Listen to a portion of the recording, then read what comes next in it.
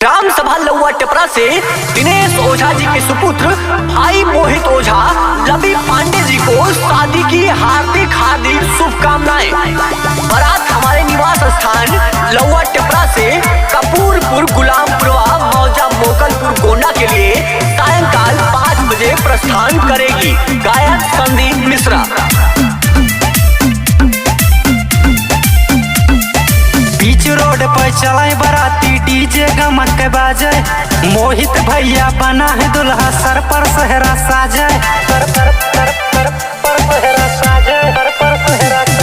बीच रोड पर चलाए